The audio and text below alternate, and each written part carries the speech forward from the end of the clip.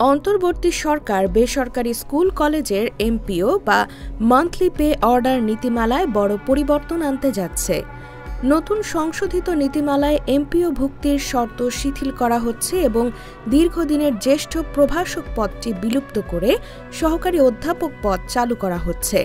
শিক্ষা মন্ত্রণালয়ের জনবল কাঠামো ও এমপিও নীতিমালা 2021 সংশোধনের চূড়ান্ত সভা অনুষ্ঠিত হবে মঙ্গলবার, যেখানে এই প্রস্তাবগুলো অনুমোদনের সম্ভাবনা রয়েছে।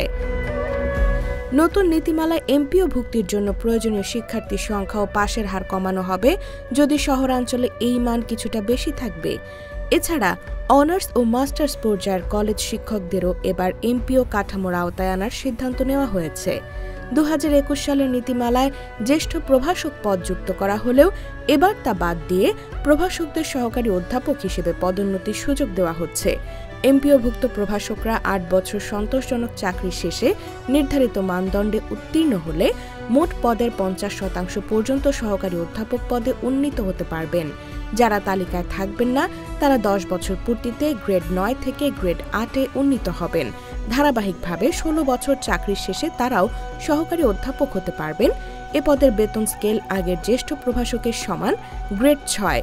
একই সঙ্গে উচ্চ মাধ্যমিক বিদ্যালয় ও কলেজের অধ্যক্ষ এবং মাধ্যমিক বিদ্যালয়ের প্রধান শিক্ষক পদে নিয়োগের যোগ্যতাতেও পরিবর্তন আনা হচ্ছে। এখন থেকে নির্দিষ্ট অভিজ্ঞতা সম্পন্ন প্রধান শিক্ষক ও সহকারী প্রধান শিক্ষকরাও অধ্যক্ষ পদে আবেদন করতে পারবেন। এছাড়া সিনিয়র শিক্ষক হিসেবে 3 বছরের অভিজ্ঞতা ও মোট 17 বছরের শিক্ষকতা থাকলেও প্রধান শিক্ষক পদে আবেদন করার সুযোগ থাকবে। শিক্ষা মন্ত্রণালয় জানিয়েছে, এসব প্রস্তাব চূড়ান্ত সভায় অনুমোদন পেলে এমপিও কাঠামোয় এটি হবে গত 4 বছরের মধ্যে সবচেয়ে বড় পরিবর্তন।